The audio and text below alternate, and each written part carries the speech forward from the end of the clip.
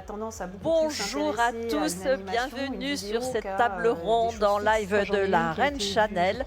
Alors on est ensemble pour parler d'IA aujourd'hui et j'ai un plateau de rêve. D'abord parce que c'est un plateau qui respecte et qui fait même mieux que la parité. Alors ça, c'est suffisamment rare dans ce secteur de l'immobilier pour être signalé. Et puis des spécialistes qui vont prendre la parole. Alors je vais les laisser se présenter. On va commencer par Mister IA. Et ça tombe bien parce qu'on parle d'IA. Martin Pavanello. Bonjour. Est-ce que le micro fonctionne? Est-ce que vous nous entendez bien? Super, merci pour l'invitation. Martin, tu nous dis en 2 mots ce qu'est l'IA? ce que l'IA, on va le voir. On va le voir après. Ce qu'est Mister IA. Qui je suis. Donc, Mister IA, on est une boîte spécialisée dans l'accompagnement des professionnels de l'immobilier dans l'utilisation d'IA.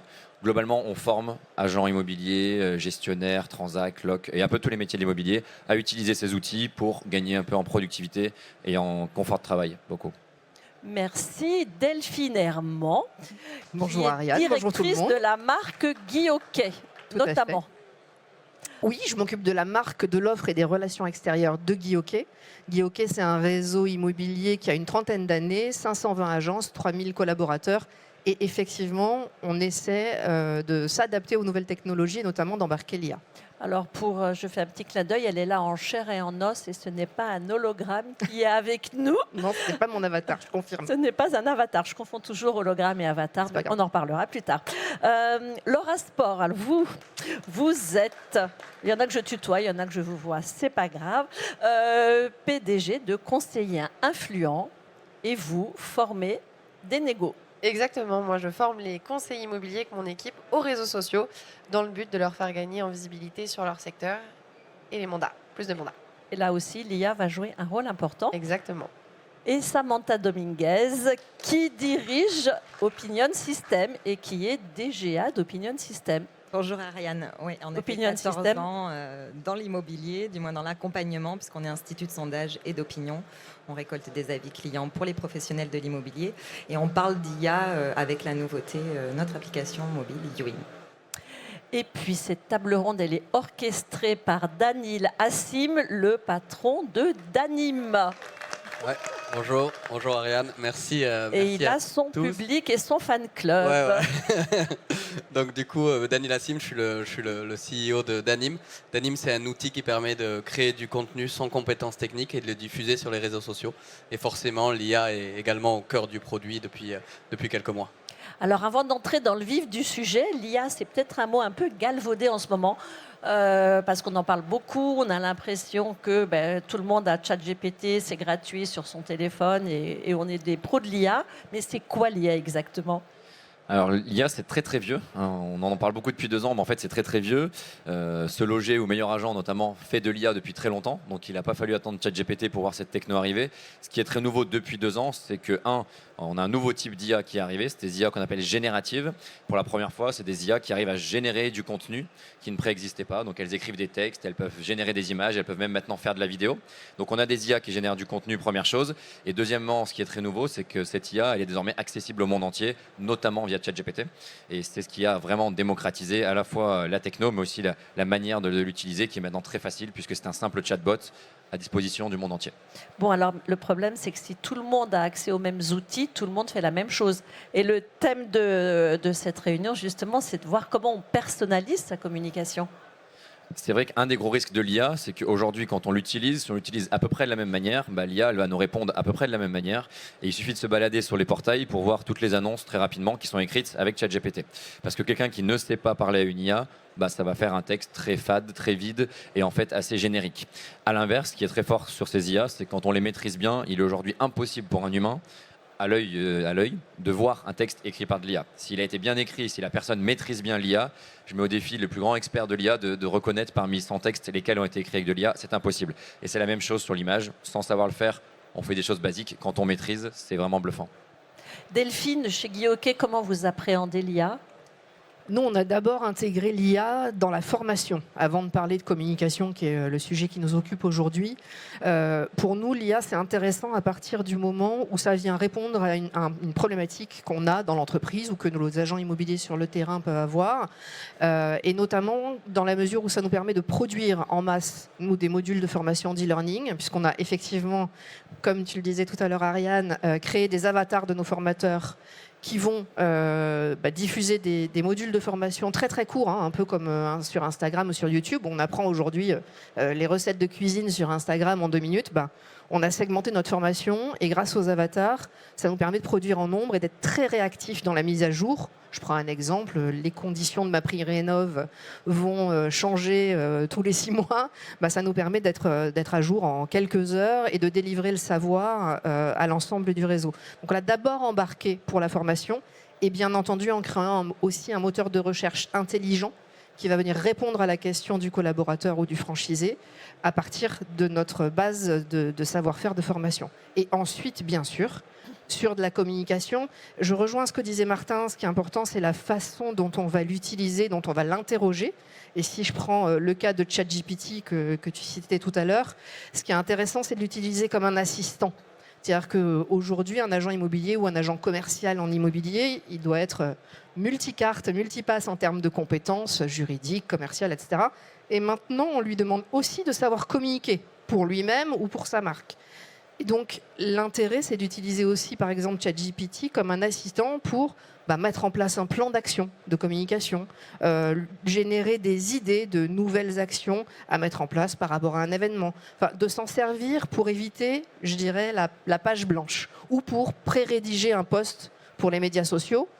Mais derrière, de toute façon, il faudra une intervention humaine, parce que comme tu le disais, sinon on va avoir quelque chose d'assez basique que tout le monde pourrait avoir et qui ne va pas nous différencier. Samantha, chez Opinion System, comment on utilise l'IA aujourd'hui ? Alors nous, comme le disait Martin, ça existe depuis longtemps. On a aussi longtemps été réfractaires au fait de pouvoir, parce qu'il y a ce côté un petit peu anxiogène de prendre la place d'eux. Alors, on est purement dans la relation client, puisqu'on est dans le témoignage, on est dans la vie. Le particulier, lui, on voit la différence dans le sens où, dans l'écriture même d'un témoignage, ils peuvent s'en servir aussi, en tout en gardant l'humanité. Donc on est plus dans le pratico-pratique et même si la réponse est lambda, si elle ressemble au particulier, tant mieux. Les professionnels de l'immobilier nous ont longuement interrogés sur le fait de pouvoir apporter de l'IA sur du droit de réponse, notamment parce que c'est pas évident. Répondre à un avis, c'est compliqué, à chaud notamment, lorsqu'on parle d'insatisfaction. Mais même dans la satisfaction, quand c'est un client content qui répond à un avis, ou un professionnel qui doit répondre à un avis, il a des fois des problématiques de rédaction. Donc l'IA peut intervenir là-dedans. Comme je disais, et dans tous les cas, je pense qu'on va le redire plusieurs fois, la maîtrise de cet outil est essentielle parce qu'on peut vite tomber dans de l'automatisme de verbatim qui est dérangeant. C'est-à-dire que recevoir un droit de réponse complètement rédigé, on va dire que c'est pas la façon, puisqu'on connaît son professionnel de l'immobilier, on a eu affaire à sa prestation de service. Quand on se rend compte que tous les jours, il parle de manière plutôt soutenue, ou au contraire détendu, et que le droit de réponse n'est pas du tout adapté puisque ce n'est pas sa personnalité, ça commence à être problématique. Donc il faut mesurer un petit peu. L'IA peut permettre de redéfinir le rédactionnel, notamment dans le droit de réponse, mais il y a aussi, on va dire, son libre arbitre. Donc c'est ce qu'on conseille. Et avec l'application YouWin, là, la différence, et là où on a fait intervenir l'IA, on parle de communication aujourd'hui sur le plateau. Le droit de rédaction d'un droit de réponse à l'avis, c'est une chose. Là, on a voulu poursuivre, c'était vraiment dans la continuité de la relation client. À savoir que maintenir un lien continu avec l'intégralité de ses prospects estimés où toute sa base d'anciens clients reste un sujet fondamental lorsqu'on sait que l'acquisition coûte extrêmement cher.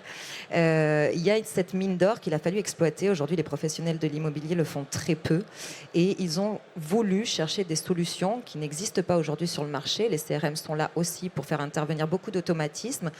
Mais l'automatisme a ses limites. Il faut personnaliser sa relation client et surtout aller vers un maintien de lien sans opportunité commerciale, pouvoir un petit peu se servir de l'IA pour créer des contenus automatiques mais personnalisés. Donc je pense qu'on va poursuivre sur ce sujet-là. On va revenir sur les bonnes pratiques. Mais avant, Laura, alors comment vous envisagez l'IA dans vos formations ?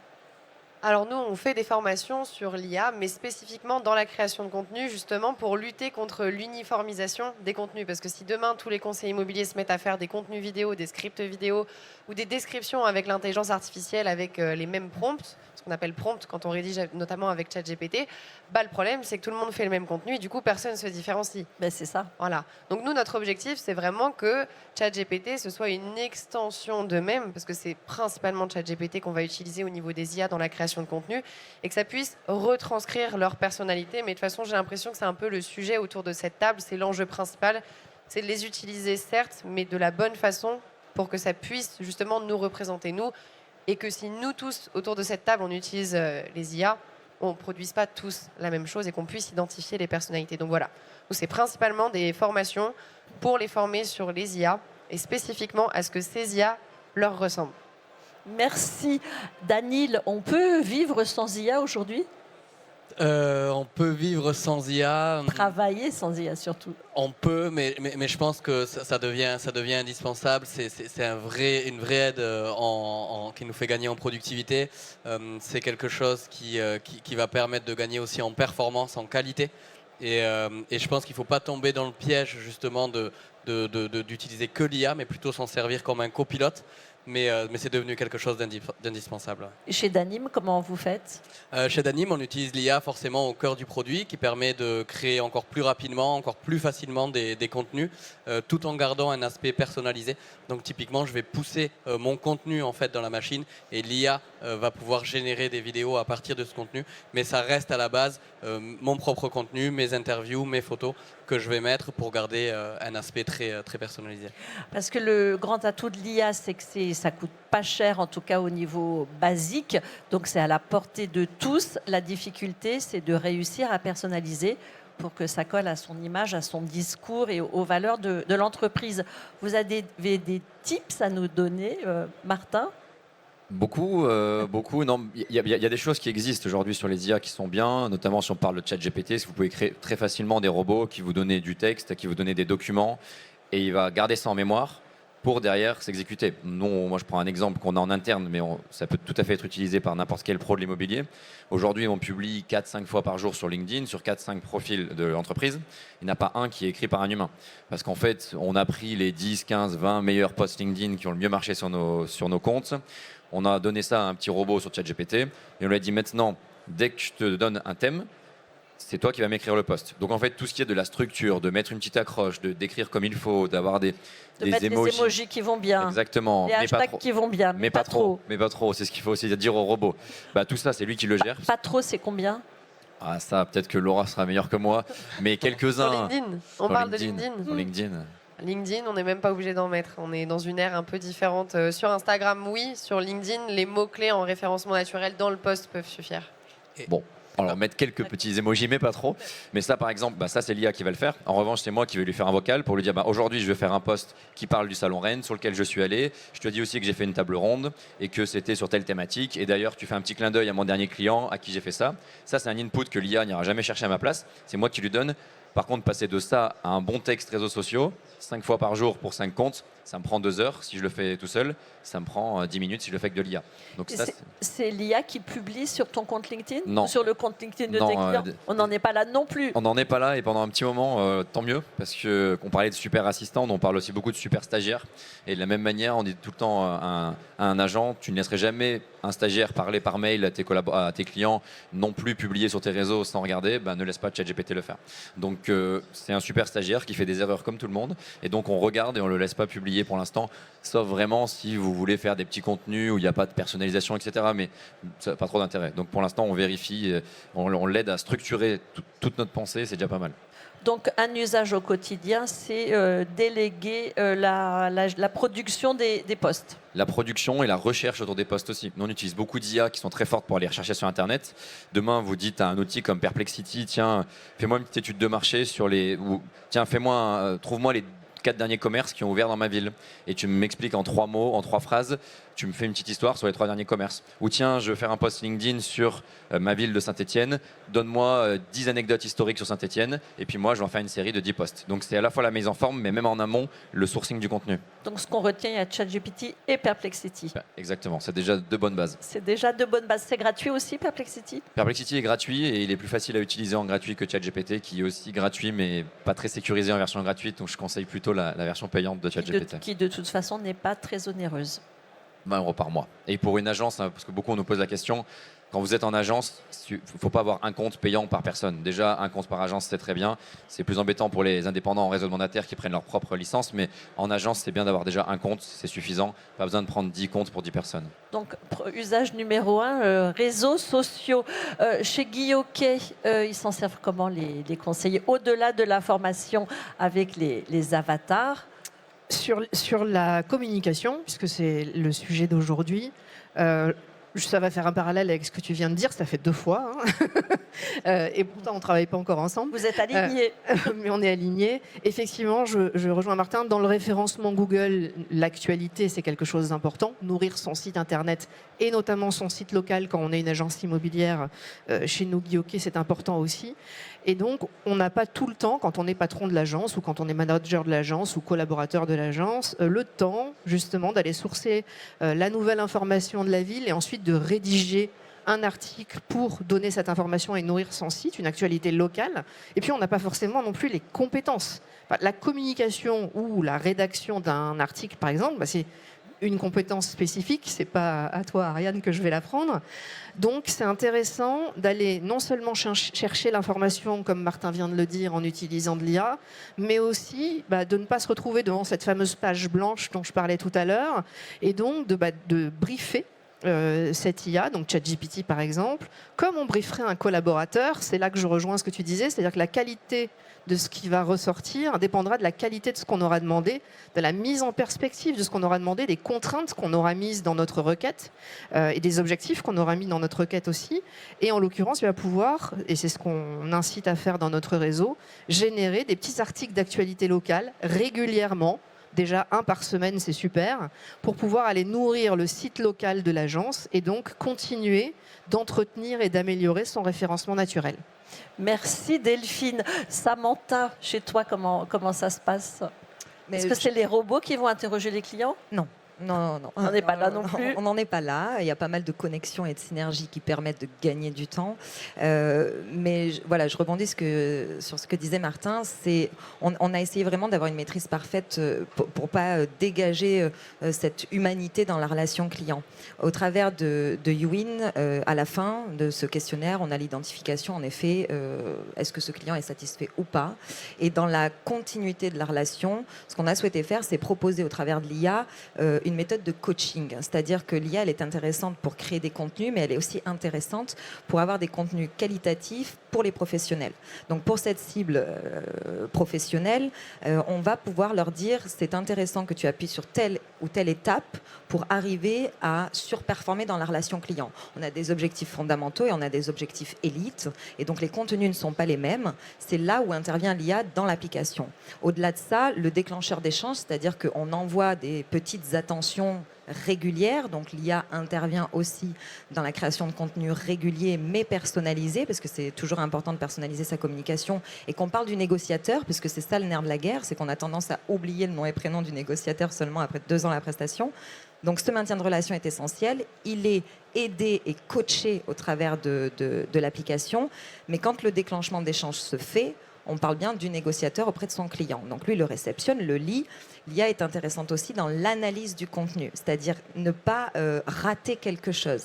On est occupé, ils sont sur le terrain, ils passent à autre chose. L'IA peut intervenir aussi pour pouvoir mêler à des règles de gestion, ce qui n'est pas tout à fait la même chose. L'IA étant rédactionnelle le plus souvent, si on le mêle à une règle de gestion qui dit que si le verbatim est un tel ou un tel, on déclenche un scénario qui dira crée-moi un rappel, aide-moi dans ce suivi-là, c'est là où c'est intéressant. Et donc, au sein de l'application mêlée à l'IA, des règles de gestion qui permettront de dire ce client t'a répondu de telle façon, il y a peut-être une opportunité relationnelle derrière, déclenche un autre message, un autre contenu ou une opportunité commerciale, puisque ce déclencheur d'échange, quand on souhaite une bonne année, le retour peut être en effet très bref, et c'est la façon que le particulier a de communiquer avec nous. Un simple merci peut suffire, et d'autres vont avoir des textes à rallonge où l'IA peut intervenir et dire c'est sa façon de parler, et c'est intéressant que tu rebondisses de telle façon.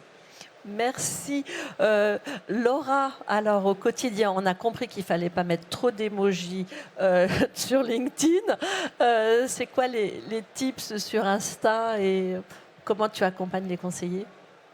En fait, ce qui est intéressant avec l'intelligence artificielle, comme on disait, c'est qu'on va pouvoir lui déléguer certaines tâches en se basant sur ce que nous, on a déjà fait.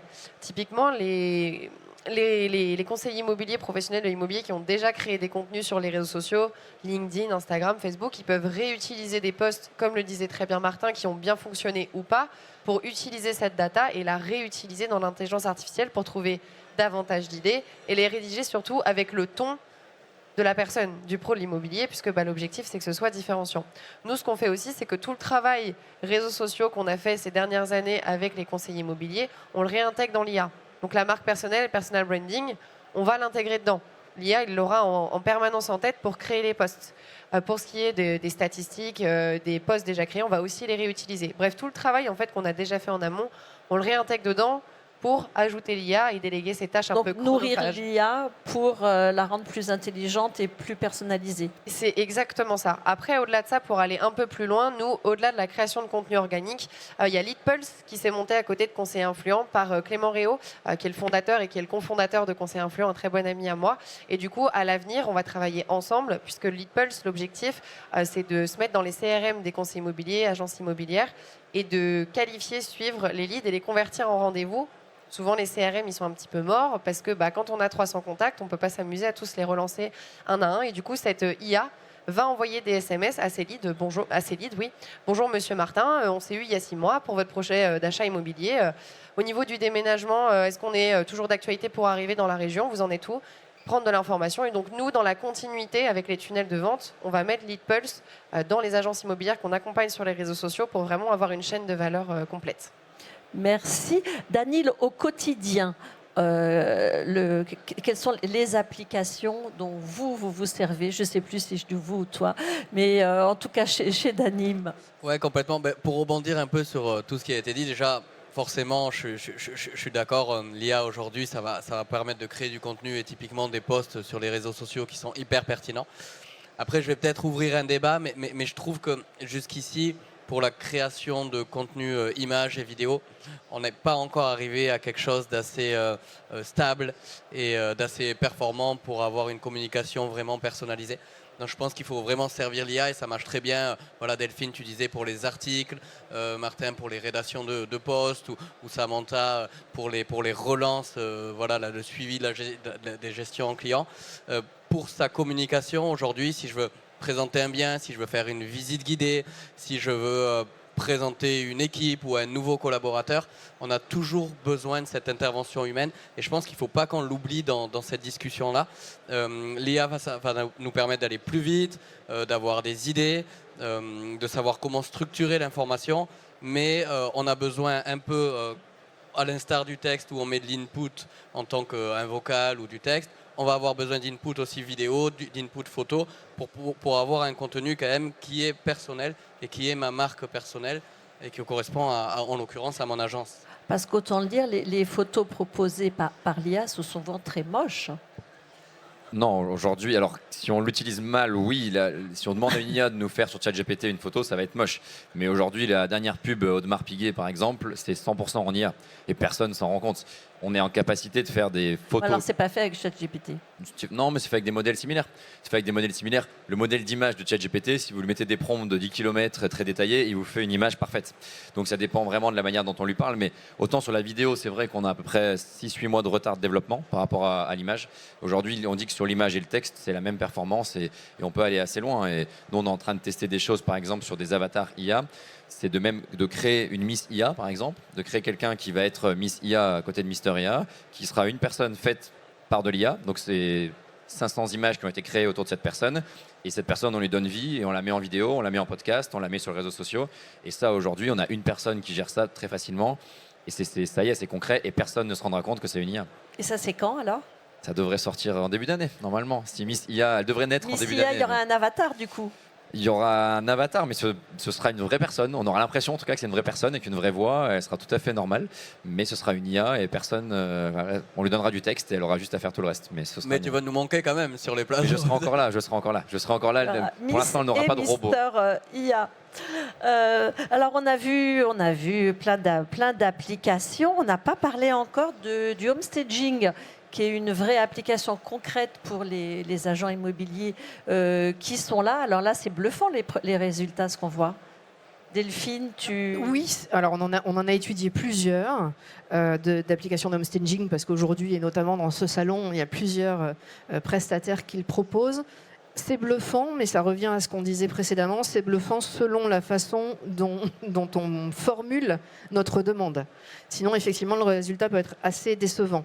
Ce qui est important, je pense, c'est de choisir une application là-dessus qui facilite au maximum le travail du conseiller immobilier. C'est-à-dire que, comme je le disais tout à l'heure, on ne peut pas être un spécialiste de la rénovation énergétique et du crédit immobilier et de l'administratif et de l'urbanisme et du commerce et de la négociation et de la communication, et en plus être un super utilisateur aussi bon que peuvent l'être certains ici autour de cette table de l'IA.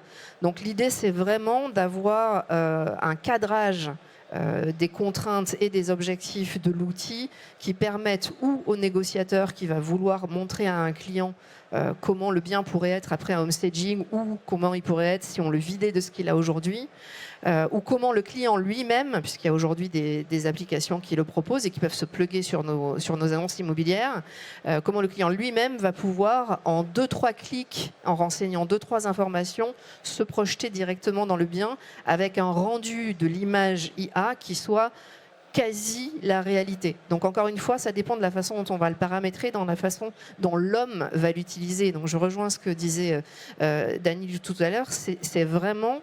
ce qui compte, ce n'est pas le résultat final que nous donne l'IA, c'est vraiment la façon dont, on va lui donner un ordre, ou plusieurs, et la façon dont on va garder du recul sur ce qu'elle va nous proposer, garder l'esprit critique, pour reprendre ce que tu disais, Samantha, tout à l'heure aussi, garder la façon dont nous, en tant qu'êtres humains, en tant que conseillers immobiliers, on aurait agi ou pas sur le texte ou sur l'image, puisqu'on parle là de homestaging. Est-ce que le rendu est satisfaisant? Est-ce qu'il est vraiment quasiment parfait? Est-ce qu'il reflète une réalité? S'il ne reflète aucune réalité, c'est super, on a utilisé l'IA, mais ça ne sert à rien et ça n'a aucune valeur ajoutée, ni pour le conseiller, ni pour le client. Donc il ne faut pas oublier qu'on garde la main sur l'IA. Exactement. Et en tout cas, essayer de la garder le plus longtemps possible. Il n'y a pas un risque d'addiction à l'IA? Si, je pense. Et d'ailleurs, moi, dans mes coachings, c'est très souvent que je leur tape sur les doigts à dire non, mais on n'utilise pas l'IA au début quand on maîtrise pas déjà les réseaux sociaux, parce que c'est la solution de facilité de se dire ah, mais il y a un truc qui peut le faire à ma place. Pourquoi je me casserais la tête à le faire? Donc c'est aussi, faut faire attention et mettre le cadre là-dessus, parce que typiquement, moi, ce que je prends toujours comme exemple, c'est qu'on ne peut pas déléguer quelque chose qu'on ne maîtrise pas nous d'abord. Un stagiaire, un alternant, quelqu'un qu'on prend en formation. Et en fait, ChatGPT ou toute autre IA, je pars du principe que c'est la même chose. Si moi, je ne maîtrise pas les codes des réseaux sociaux, je ne vais pas avoir cette prise de recul dont Delphine parlait pour me dire « Ah, là, ce qu'on me propose, c'est bien ou c'est pas bien ». Je n'ai pas cet esprit critique pour justement me dire ce que je vais mettre en avant, c'est correct. Donc, c'est très important de d'abord maîtriser ces bases, que ce soit d'homestaging, de juridique, de négociation, réseaux sociaux, avant même de penser à déléguer quoi que ce soit à l'IA. Donc, je pense qu'il y a une forme d'addiction possible, mais il y a des acteurs, des très beaux acteurs sur ce marché, je pense, qui ont la tête froide et qui vont rappeler aux conseillers immobiliers que c'est un très bon outil, indispensable, mais que c'est complémentaire à ce qu'eux font sur le terrain.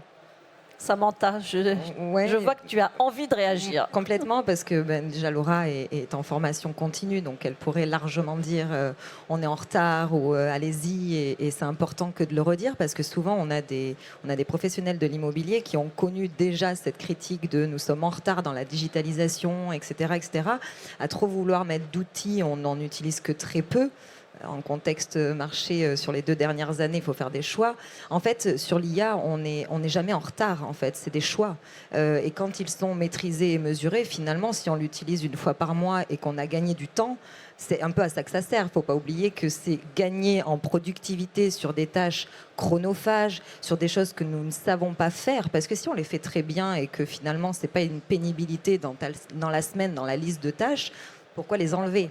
Donc là où il faut remettre, entre guillemets, l'église au milieu du village, c'est que l'IA, elle a du sens quand on l'accepte. Si c'est un choix que de ne pas l'utiliser, je pense qu'il n'y a pas de retard précisément. Il y a des retards sur l'utilisation d'outils propres à la profession. Par contre, quand on en comprend le sens, on gagne en productivité sur des tâches chronophages, on gagne en créativité, parce que finalement, c'est ça qu'on essaie de dégager, c'est un petit peu plus de créativité, un petit peu plus de contenu et de qualité dans ce qu'on peut dégager.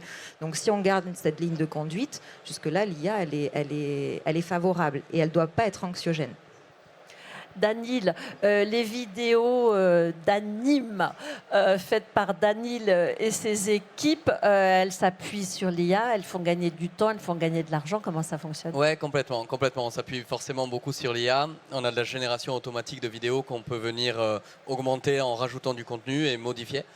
Pour revenir sur le homestaging virtuel, c'est quelque chose qu'on propose aussi dans l'outil. C'est assez bluffant quand même. On a oublié qu'il y a quelques mois, il y a peut-être 8 mois, 12 mois, on faisait encore du homestaging avec Photoshop et ça nous prenait 3 jours, 4 jours pour faire une image et aujourd'hui c'est 5 secondes. Il y a aussi des choses qui arrivent, qui sont nouvelles, là on parle et on va l'intégrer aussi dans Danim dans quelques semaines ou quelques mois de image to vidéo. Donc c'est-à-dire qu'on glisse une photo, typiquement une photo d'une chambre et puis ça se transforme en vidéo où on a l'impression de se balader dans la chambre. Donc ça c'est des choses nouvelles, c'est des choses qu'on ne savait pas faire jusqu'ici. Donc ça, voilà, en plus de faire plus rapidement et parfois mieux des choses qui nous prenaient du temps avant, ça nous permet aussi de faire des choses qu'on ne faisait pas du tout, parce que c'était techniquement pas possible. Et donc ça ouvre de nouveaux horizons. Ouais. Et forcément, c'est au cœur de l'outil et on est en veille permanente là-dessus. Donc ce qu'on retient, c'est que les outils, c'est bien, mais il faut savoir les briefer. Mais ça, c'est pas donné à tout le monde de savoir briefer sur tous les plans. Martin? Non, et c'est pas facile, parce que ce qui est perturbant avec l'IA, on l'a encore vu beaucoup sur le stand aujourd'hui, il y a pas mal de jeunes notamment qui viennent en disant mais c'est facile, je lui parle en français, donc j'ai pas besoin de me former, j'ai pas besoin d'apprendre à lui parler, je lui parle en français. Excel, on a du mal à dire c'est inné pour moi le langage Excel, donc pas besoin de l'apprendre, on passe par l'apprentissage. Et l'IA c'est pareil, et donc c'est assez pervers parce qu'on pense que c'est facile, donc on l'utilise, quand on n'est pas satisfait du résultat, on se dit en fait ChatGPT c'est nul, c'est la première réaction de tout le monde, donc on perd un peu en lucidité et c'est pas facile de s'obliger à apprendre à parler à l'IA. Mais plus l'IA va progresser, moins on aura besoin d'apprendre à lui parler normalement. On va tendre vers ça, non? C'est une théorie, moi je suis pas sûr du tout. Je pense pas c'est très flou. Il y en a beaucoup qui disent que le prompt est mort. Bon, on disait déjà ça il y a 1 an et 1 an après, il est toujours plus vivant. Mais oui, on pourrait imaginer des IA qui comprennent beaucoup mieux. Mais en fait, elles ne seront pas dans votre tête, elles n'imaginent pas vers où vous voulez aller. Déjà, un humain a du mal à donner une bonne instruction. Donc, à un autre humain. Il y a des études qui prouvent que la grande majorité des erreurs dans les boîtes sont faites par des mauvaises instructions données par l'N+1. Donc déjà, nous, on n'y arrive pas entre humains. Alors est-ce que l'IA va le faire toute seule sans nous? Je ne pense pas. Donc à mon avis, le prompt a de beaux jours devant lui.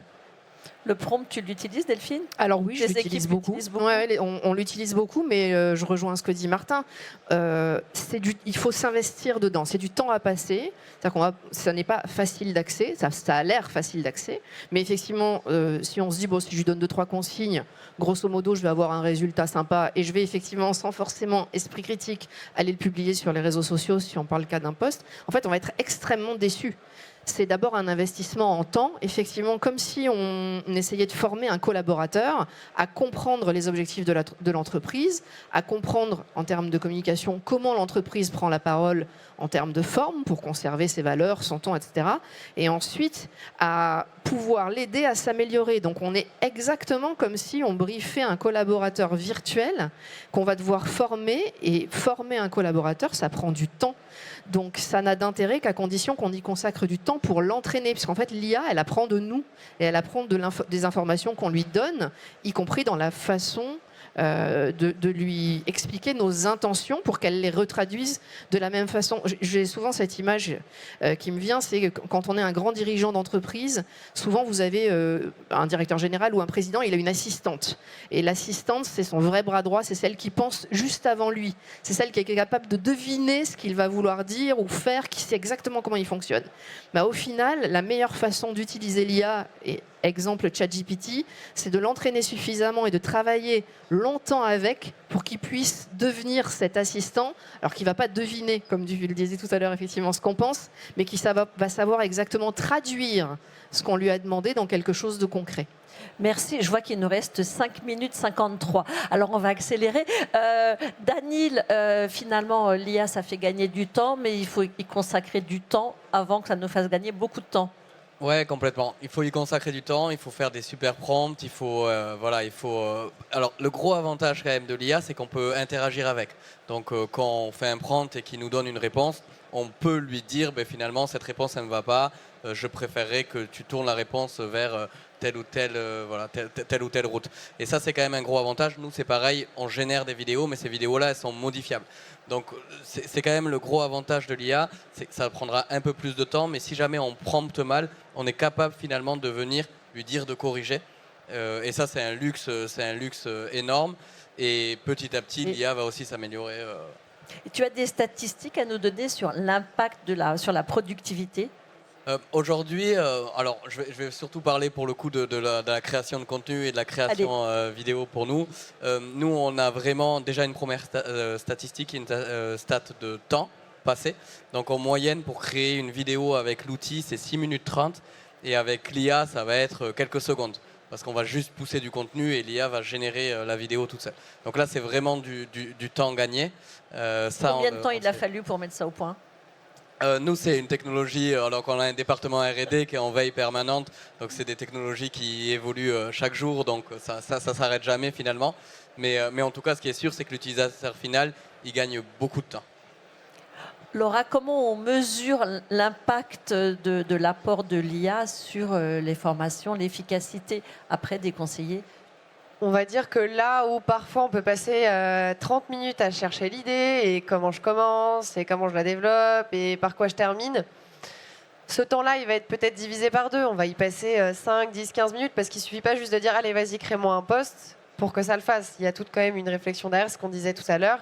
Donc voilà, on va gagner 10, 15, 20, 30 minutes, voire parfois 1 heure. Ça dépend aussi de la productivité de base des gens sur les réseaux sociaux. Il y en a pour qui c'est instinctif, pour d'autres c'est plus difficile. Mais en général, on peut diviser par 2 le temps de trouver l'idée et rédiger le contenu, même si évidemment, après production du contenu par ChatGPT, on va regarder et ajouter notre petite touche. On ne va pas juste copier-coller et c'est terminé.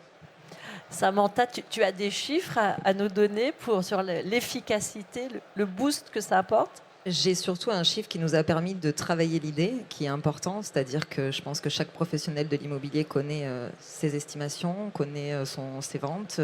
On a un taux de rotation en France qui nous permet de dire j'ai dans mon portefeuille actuellement potentiellement tant de ventes. Actuellement, on recherche ça. Et pour autant, est-ce que j'ai pu envoyer de manière récurrente, et ça c'est statistique, 4 messages à chacun de ces clients-là passés entre mes mains, multiplié par le portefeuille, ça reste quand même colossal. Ils n'ont pas le temps de le faire. Et donc, on est parti de ce constat-là pour dire que finalement, ils vont gagner en productivité tout en restant humainement présents dans la tête des gens.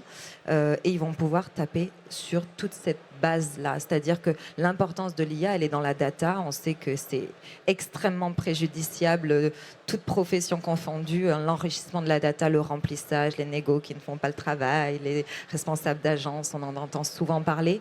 Et c'est de là que ça part finalement. C'est pour ça qu'il faut garder en tête que je pense que le contenu se crée, mais tant que la data n'est pas là, on ne peut rien faire. On ne va pas s'adresser à monsieur ou madame. Il y a tellement d'erreurs qui sont commises au quotidien quand on reçoit des communications. Moi, je trouve ça tellement négligé, et ça arrive encore, qu'avant d'en arriver à une perfection, gardons le côté personnalisé, utilisons l'IA à bon escient, et là, ça ira mieux. Encore sur LinkedIn, on reçoit en continu. Moi, la première, connais-tu un acheteur, un vendeur dans le coin? Je ne connais pas la personne, je ne sais pas qui c'est. Je trouve ça tellement...